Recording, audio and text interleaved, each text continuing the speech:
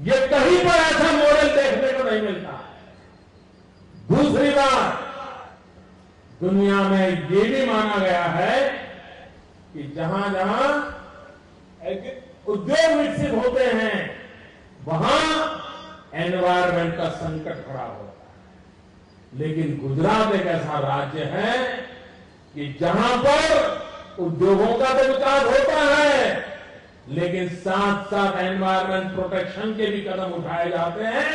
और उसका परिणाम ये है कि पिछले 3 साल से लगातार पूरा हिंदुस्तान कार्बन क्रेडिट में जो इनकम करता है उसकी 50% इनकम, 50% आय अकेला गुजरात कमाता है।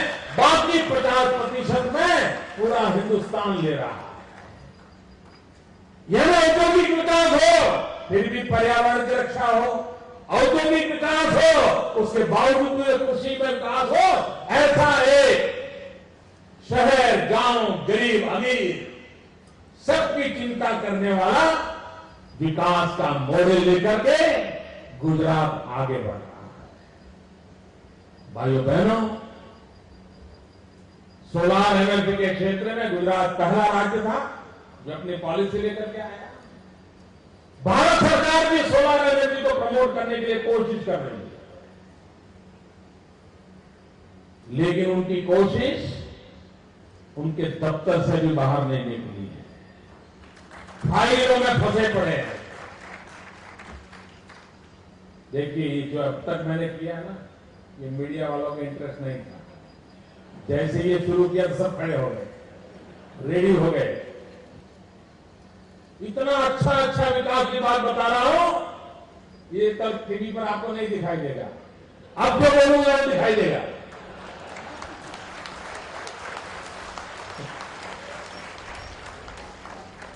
हम इतनी मेहनत कर रहे हैं, इसकी कोई चर्चा चिंता करने को तैयार नहीं है। हम इतनी प्रगति कर रहे हैं, इसकी चिंता चर्चा कोई करने को तैयार नहीं है। लेकिन मैं जो अपनी पीड़ा की बात बताने जा रहा हूं उसमें थोड़ा मजा आएगा लोगों। भाइयों बहनों, भारत सरकार ने एनर्जी, सोलर एनर्जी की पॉलिसी निकाली है, लेकिन अभी तक उसको लेने वाला कोई है नहीं। एक सोलर प्लांट उसके अनुसार लगाने वाला कोई नहीं है। और उसके बावजूद भी भारत सरकार का रूप देखिए भैया, बड़ी सामान्य समझ है कि सोलर प्लांट कहां लगना चाहिए। कहां लगना चाहिए? जहां पर सूरज ज्यादा तपता हो वहीं पर लगना चाहिए। ये सब समझ है ना इतनी भैया? अगर सूरज ही नहीं है तो सोलर प्लांट लगा के क्या करोगे? और कम गर्मी वाला माहौल है तो सोलर प्लांट लगा के क्या करोगे? और पूरा हिंदुस्तान मानता है, दुनिया मानती है, विज्ञान मानता है कि हिंदुस्तान में गुजरात और राजस्थान 2 राज्य ऐसे हैं कि जहां सूरज लंबे समय तक प्रकाश देता है, लंबे समय तक गर्मी देता है, लंबे अरसे तक देता है। ज्यादा से ज्यादा सूर्य ऊर्जा अगर कहीं है हिंदुस्तान में तो गुजरात और राजस्थान में।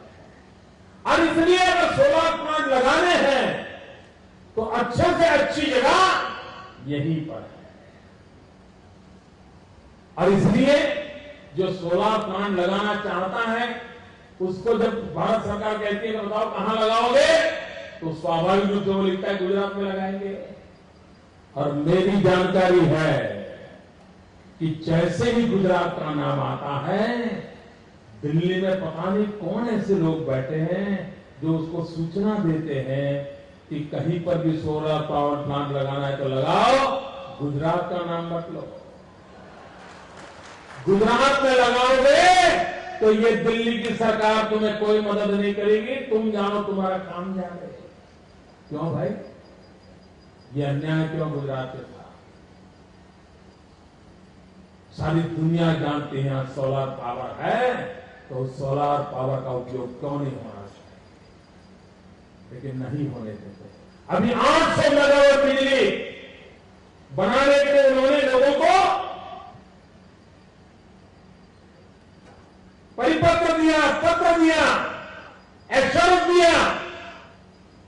लेकिन ये देखा कि 800 मेगावाट जो दे रहे हैं वो कहीं गुजरात की ओर खिसक न जाए, और इसलिए गुजरात को 800 में से सिर्फ 20 मेगावाट।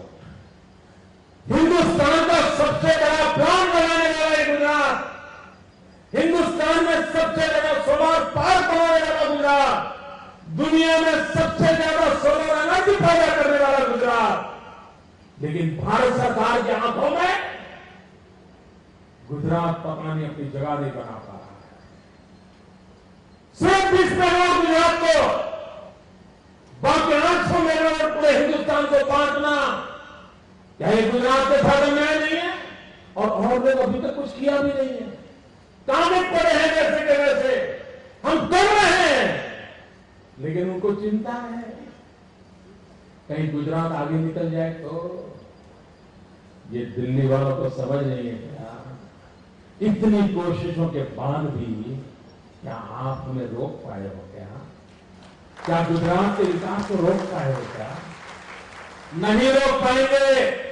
ये दिल्ली की सल्तनत कान खोल करके सुन ले, ये गुजरात के 6 करोड़ लोगों ने तय करके रखा है कि हम रुकने वाले नहीं हैं, हम विकास की यात्रा में आगे बढ़ने वाले हैं, हम विकास करते रहने वाले हैं। कोई रोक रखा है, गुजरात की विकास यात्रा रुकने वाली नहीं है।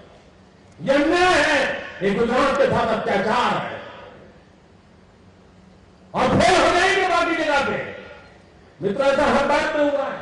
उनको एक 4000 मेगावाट का पावर प्लांट लगाना था भारत सरकार को, और उन्होंने तय किया, मीटिंग हुई, मीटिंग में बात आई गुजरात में करेंगे, तो दिल्ली में बैठे हुए बादशाहों ने कह दिया गुजरात का नाम मत लो। उन्होंने 10 राज्यों में चक्कर काटा, 10 राज्यों में गए, हर सरकार से बात की, हम ये करना चाहते हैं, पैसे भारत सरकार लगाएगी। मित्रों, कोई सरकार उनका काम नहीं कर पाई, न कागज पर भी योजना नहीं बना पाई। 2 साल उनके खराब हो गए, कभी कुछ नहीं हुआ। फिर आखिर में मेरे पास आए, बोले मोदी जी, हमने 4000 मेगावाट का मेगा पावर प्लांट घोषित तो कर दिया है, 10 राज्यों में जाके आ गए, लेकिन हमारा कुछ बनता नहीं है, रो रहे थे। मैंने कहा चिंता मत कीजिए, 10 जगह पे जाके आए हो ना, आइए। भाइयों बहनों, मैंने उनको मदद की, गुजरात की धरती पर जगह दी, और आज 4000 मेगावाट का पावर प्लांट तैयार होने की तैयारी में आखिरी अंतर तक पहुंच चुका है। अगर ये पहले से गुजरात आते तो ये 2-3 साल खराब हो जाते क्या? देश को अंधेरे में रहना पड़ता क्या? लेकिन नहीं, थक हार करके फिर गुजरात की ओर आते, छाती में लगता है तो चारा नहीं है, चलो भाई गुजरात चले जाए। तो पहले से आओ भाई, रोते रोते क्यों आते हो? हंसते हंसते आओ जरा, हम आपकी मदद कर रहे हैं, हम देश के विकास के लिए काम कर रहे हैं।